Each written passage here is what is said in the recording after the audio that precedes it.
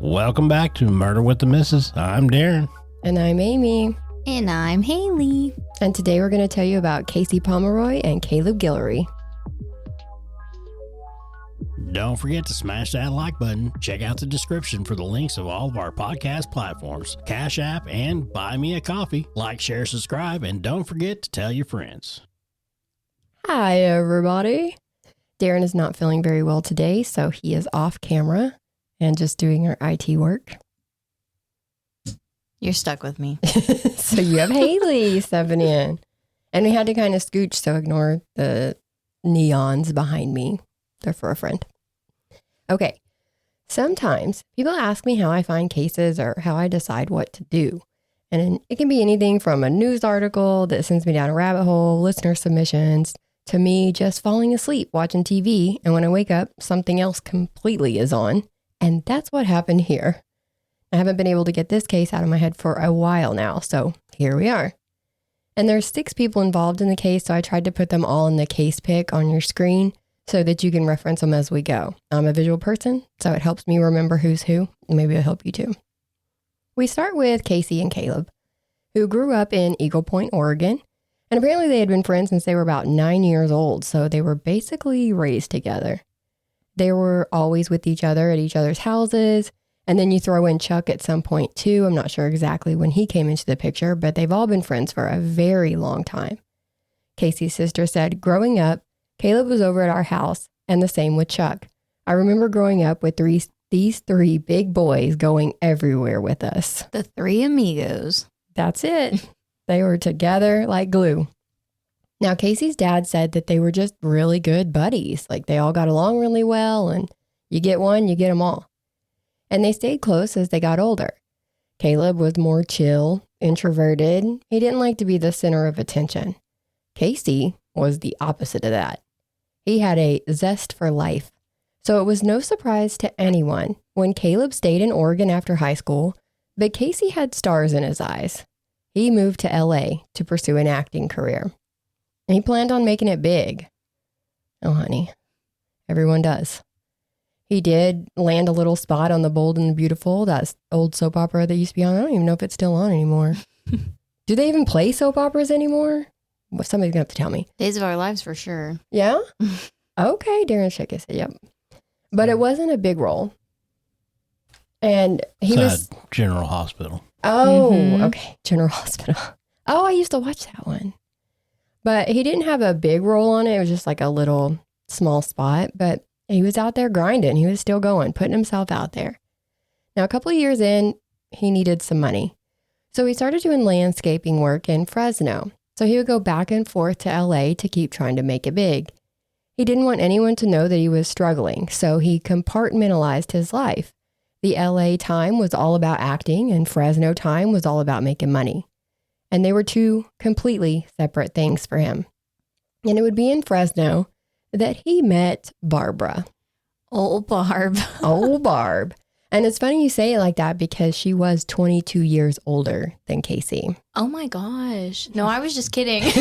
So, I mean, she looks great. I could only hope, good. But still. Okay, Barb. Barb? You want some candy? No, stop. She didn't lure him into her van.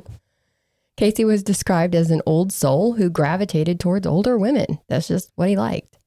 Plus the fact that Barb was also a nurse practitioner made it a little easier for Casey to keep pursuing his dream and going back and forth to LA. Now, it was around that time back in Oregon that Caleb married Carly. And she had come from Seattle to work as a town planner, and Caleb just fell in love. And to speak on how close the guys were, I read that Casey actually officiated their wedding. And then Caleb was a groomsman in Casey and Barb's wedding in 2012. Now, Casey and Barb did move into a house together in Fresno, and the couples would vacation together and get together whenever they could. In 2015, Casey is telling friends that being a kept man is not working out for him. He wanted to contribute to the household, to balance things out a little, basically have more control over his own life without having to depend so heavily on somebody else. And it would come out later that allegedly Barb was maybe pushing him in that direction, that she was unhappy about carrying the weight all the time. Oh, okay. Yeah. So he thought he had a sugar mama, is what it was. Yeah, right.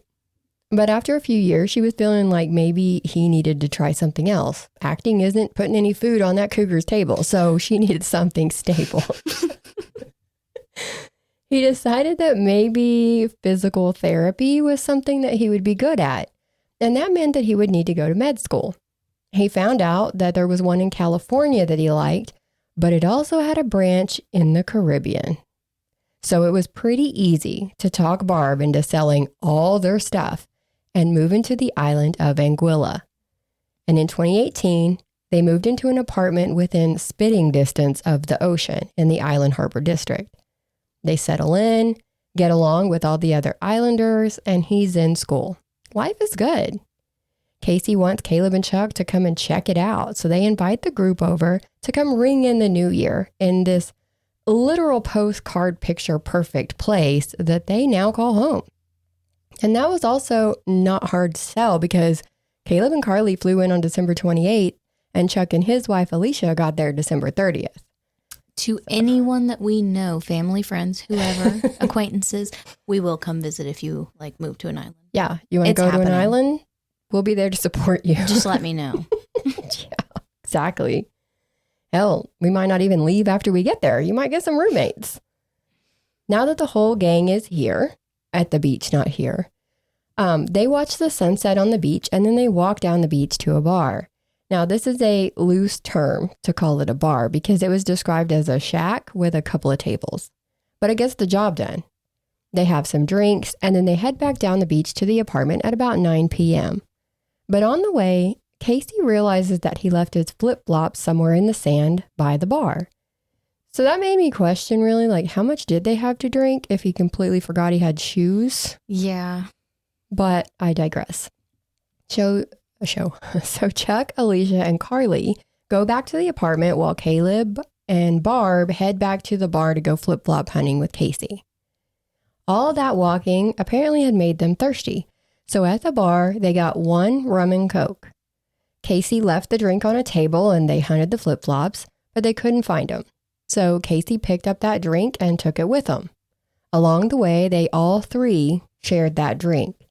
Now, shortly after they got back to the apartment, it was about 9:30, Barb gets sick. So she goes into the in-suite bathroom and starts throwing up. When she comes out of the bathroom, Casey is there. He also isn't feeling good. Oh, it's about to get bad. Yeah. So they hear something in the living room, and that was Caleb collapsing and having a seizure. Carly puts his head in her lap and is trying to hold him still. Chuck and Alicia hear the commotion and come running in from the balcony. Caleb is unresponsive and stops breathing. So Casey starts doing CPR. Alicia runs outside yelling, and the neighbors tell her to call 911. Like, why are you out here yelling at us? Go call the cops. She called them at 9:49 p.m. Now, EMS arrived in about 15 minutes, and they find Caleb laying on his back. He has a swollen right eye and bruises on his body. But they're too late. 37-year-old Caleb has died. But it doesn't stop there, because at this time, Casey is having a seizure in the bedroom. What the hell? Yeah. So focus shifts to Casey, and they get him loaded and rushed to the hospital. But sadly, 37-year-old Casey would be pronounced dead at the hospital shortly after. The scene was fucking chaos. So EMS and the police have no idea what was going on. So they bring the final four to the hospital to get them checked out. Now remember, Barb is sick too. So when they check her, they say that she has symptoms like Caleb and Casey, but extremely mild compared to what they had. All in all, the final four were drunk, but okay. But something was a little off about them. The incident report shows, based on abnormal behavior, and then in parentheses it says absent-minded, of the survivors, they were taken to the Princess Alexandra Hospital for medical treatment where they were treated and discharged. So they didn't have to keep them or anything. They were discharged from the hospital and they were brought to the police station because they had to answer some questions. There were police who stayed back to process the apartment, and their report says that they recovered substances suspected to be cocaine and MDMA, or ecstasy, from the scene. Preliminary screening, urine tests performed at Hughes Medical Center were positive for cocaine. So they all had it in their system. Booger sugar. She hates that term. I don't like it. But it is funny. So, yes, sir. I thought she was going to get fancy with it and be like, booger sugar. Booger sugar. You wish. I mean, at least make it funny. Right? Entertain the people. Booger sugar. Let's just turn the camera.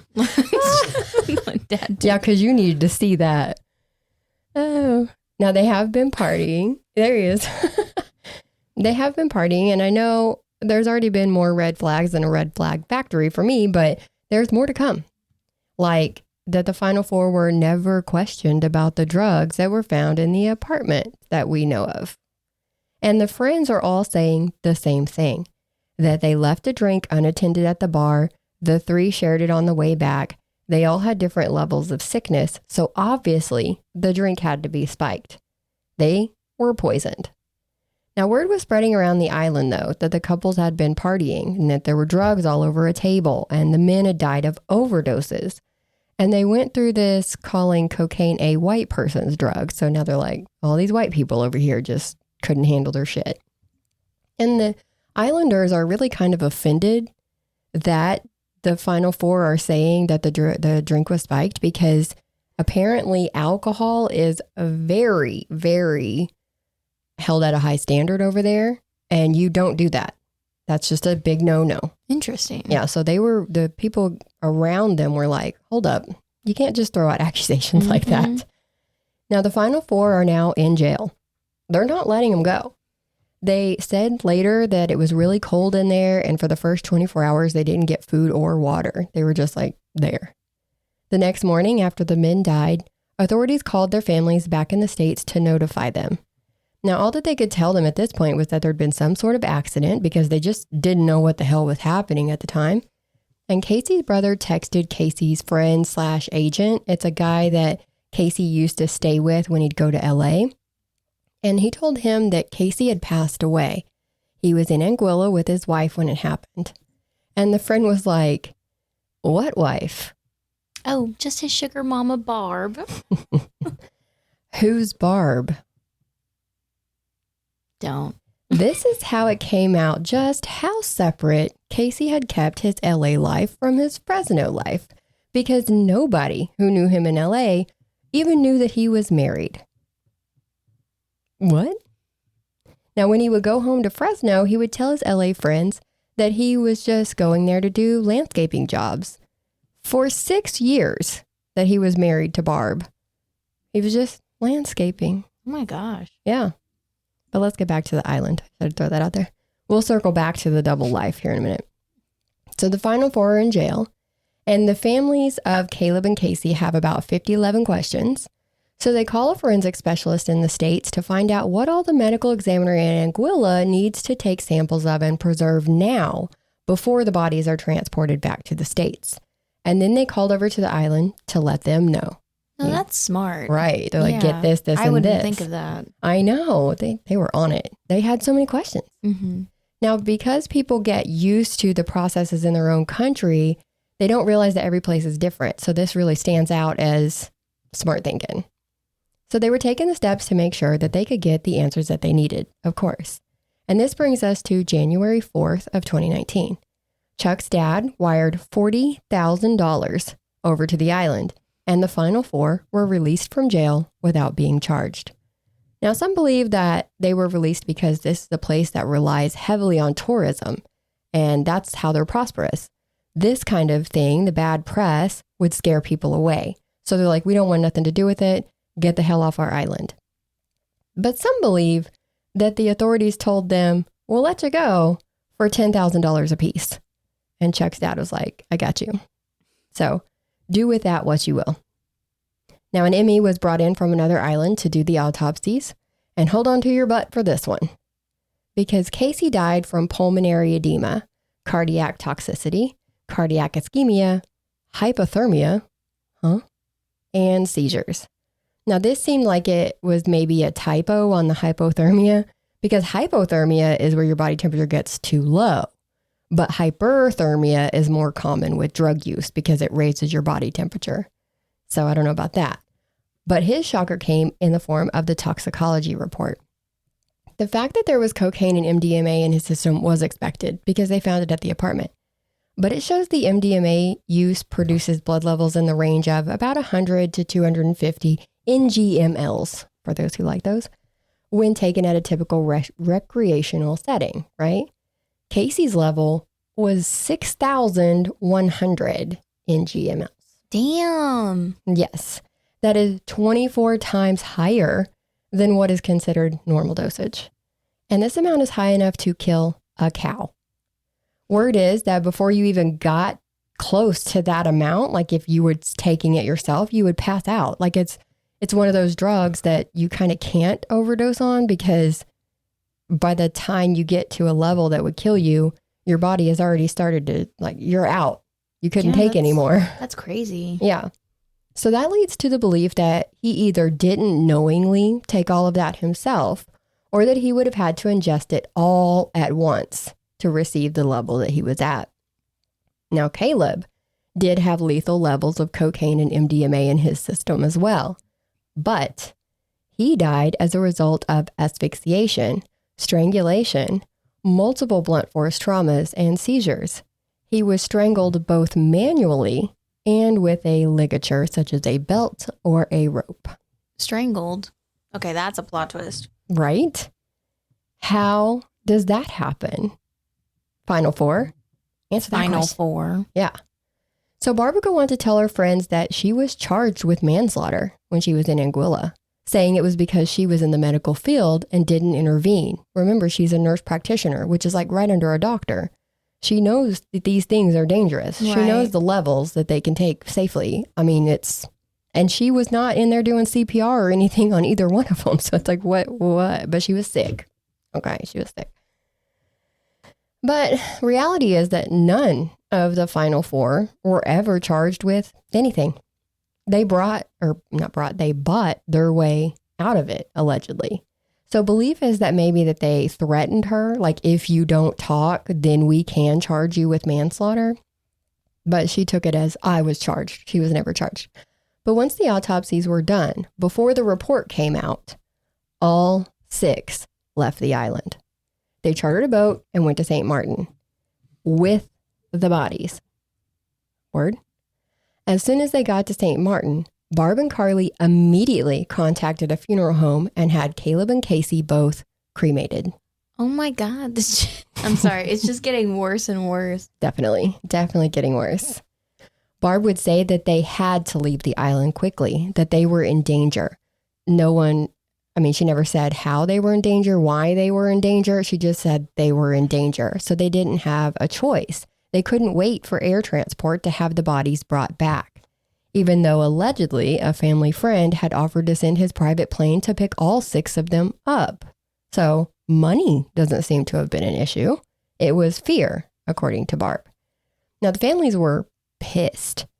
Caleb's parents only had 2 kids, and one of them had already passed away. So Caleb was all they had left. Both families were robbed of seeing them one last time or giving them a proper burial. I didn't even see anything saying what happened to their ashes, so I just have to hope that the families at least got those. Right. When the 4 made it back to the States about a week later, they all went over to Casey's mom and stepdad's house, and Barb did all the talking. She tells them her version of events and that they had been poisoned, that they had received, the family had received the autopsy report by this time. And so they're like, but what about the strangulation? Can we talk about that? Mm-hmm. She tells them that they had changed it on the paperwork to say that, but that is absolutely not what happened. It was definitely poisoning. Of course it was. Yeah, so now she's blaming them. Oh, they just said that. Mm-hmm. Okay. Another thing we need to talk about is the life insurance. Always a heavy topic. Both men had it, and Barb and Carly were the main beneficiaries. Typical. Barb had already called the life insurance company when they were still in Anguilla, which some have said is kind of a strike against her because she called so fast. But the point of life insurance is to help cover costs if a person dies. So I would think that people probably call pretty quick when somebody passes away. Mm-hmm. I've had a lot of people die in my life, but none of them had life insurance, so I don't have any personal experience with it. And I couldn't tell you the appropriate amount of time it is to wait to contact a life insurance company, or if there even is one. So I digress. I just let you know that because it's part of the details.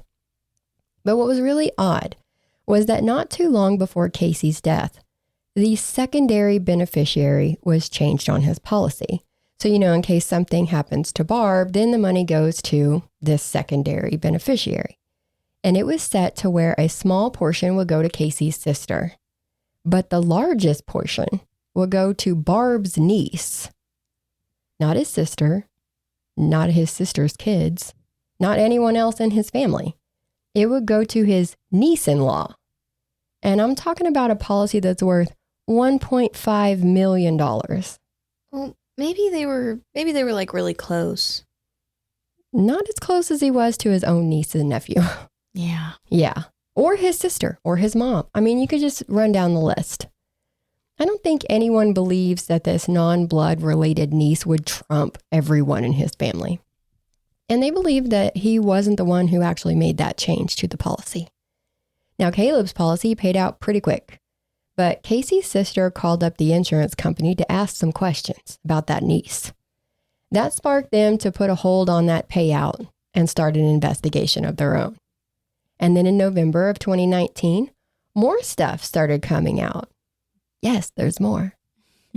Casey's family, along with his agent friend, was contacted by Karen. Now, Karen's a woman from LA who was friends with Casey. She actually says that they had an emotional relationship. They hung out, they hiked, they loved dogs. They just had a lot in common. And they had met way back in 2009. And even she had no idea that he was married. So that would have been pre-Barb. Yeah. And he never once said, hey, I met a girl, or hey, I got married. So it was really odd. And then they found out about Tommy. Now, a woman on the island named Tommy came forward and said that she also knew Casey, that they had been classmates and he was involved with her and her kids. Like, they hung out, they did things together. She had actually arranged a memorial service for him in Anguilla. Even though they had only been on the island for 4 months, there was over 120 people who came to that memorial for Casey, including Barb. But Barb didn't even tell his family that there was a memorial. And this was the final straw. Both families hired their own investigators. They're like, okay, the insurance company's investigating. We're not hearing anything from the cops in Anguilla. We'll just get our own people. Casey's family hired a guy from the States that had worked on the Natalie Holloway case. He even wrote a book about it. And Caleb's family hired one that was actually on the island. So are the cops investigating? Well, they have an open coroner's inquest on the island, so they said they were, but couldn't share any case information or evidence with the family's investigators. And it was 3 years after their deaths that Barb got ants in her pants. She wanted that life insurance money, so she filed a lawsuit against the insurance company. And they said, okay, you know what? We will settle. We'll pay out. But you four have to come in and testify under oath and tell us what happened that night. So they went to federal court in California. But witnesses were put under a gag order, and the evidence was locked down from the investigators and the families still. The families weren't even allowed in there when they testified, so they still have no idea what the hell happened. Barbara, Carly, and Chuck were all deposed. They gave their version of events, but Chuck's wife, Alicia, pled the fifth. Now, no one knows why she would plead the fifth, but some say maybe she was worried because allegedly they found cocaine and MDMA in her makeup bag in the apartment that night, kind of pointing towards her being the one who brought it. And that's all allegedly. And Barb, she went back to emailing her friends.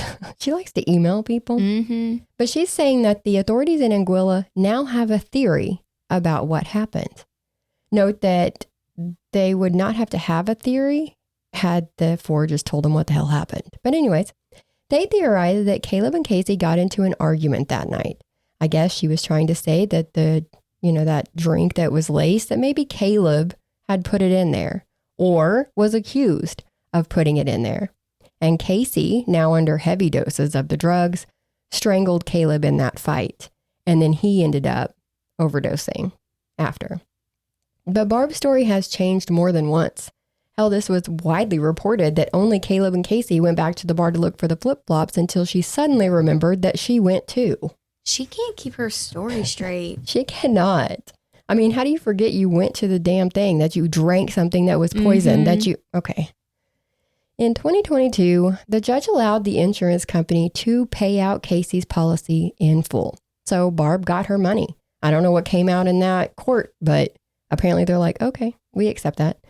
And the Anguilla authorities say that they subpoenaed those final 4 to come answer some questions on that inquest back in 2020. But all 4 say, we never got that subpoena. We were never summoned. They actually have the paperwork showing that they were. So either it's fake paperwork or these people are lying. Yep. And they also, the Anguillan authorities had also requested assistance from the US and the UK because they're part of the Commonwealth of Nations. And there's nothing showing that either country has helped, but I doubt that'd be something they'd broadcast. As per usual, there have been a lot of theories on this case. Consensus seems to be that most people believe that this could have been some kind of sex party gone wrong. And this is more of a can't rule it out theory to me, that maybe the strangulation was more erotic asphyxiation that got out of hand because of the drug use, like they didn't understand what they were doing. I don't know. Something that I haven't seen talked about is that based on their own stories, each couple was in a different location of the apartment, the balcony, the living room, and the bedroom. So all the couples are separated, meaning that if their story is true and Caleb was strangled, we know that now, the only person in the room with him was his wife, Carly. So I don't know if they realize their story is pointing a finger, to me anyway. Mm-hmm. Like, who else did it? Another scenario that I thought of, and this is just spitballing here, was that Barb spiked the drink. Like, she was not happy that he didn't have a steady job. Maybe she found out about the other women. Who knows? But she didn't think about Casey sharing the drink. And then, he offered it to her. So to avoid suspicion, she drank a small amount so that it didn't look, odd. Which would be why she got sick as soon as she got back to the apartment. Maybe she made herself throw up to try to get as much of it out of her system as she could. And that would explain why she only had mild symptoms compared to the men. And maybe Caleb and Casey felt the effects, blamed each other, or maybe Caleb blames Barb and they get into a fight. Emotions are high. Casey strangles him in the fight and then succumbs to the drugs. I mean, that's possible. To me, that's possible. Mm-hmm. And you can maybe blame Casey's black eye and bruising on hitting something when he fell, when he was having that seizure, or they could have been from them maybe holding him down when he was having the seizure to keep him from moving around and hurting himself more. But that does not explain the strangulation manually or with a ligature. So you can't really go that way. Yeah. And that's why I added all the injuries up in the fight. Like, it all ended up to a fight to me. The bruising on the body, the black eye. I mean, it could. That confused me too when we talked about it. Yeah, it could. It could all be. And you said Casey's black eye. I think you meant Caleb's. I knew I was going to mess this up. They're too close together. I knew it. I think there might have been another woman based on what they were talking about, like with him being emotionally involved with somebody at the island and then another girl being in LA, like, well, I didn't even know he was married. Right. Yeah. So that's what they're saying, is maybe he was actually they call him a ladies' man in a couple of the reports. Oh. So yeah, I'm pretty sure he was diddling around. But either way, nothing has been done on this case. This is where we're at. And this case goes in the same bucket with Christian Andriacchio and Brandon Embry cases for me, under the why is nothing being done umbrella. And sadly, we have a lot of cases like that. But that's all we have on this one. I guess everybody's cool with what happened, except his family, both families. So I don't know. Sorry to bust y'all's bubble. We're going to end on a cliffhanger because that's all we got. So if you like our content and want to contribute, we always accept likes, shares, subscriptions. We also have a Cash App. Our cash tag is $MWTM pod. We also have Buy Me a Coffee. Find us at buymeacoffee.com/MWTM. And don't forget to tell your friends as always. That's right. Did so good. Bye. Oh, bye.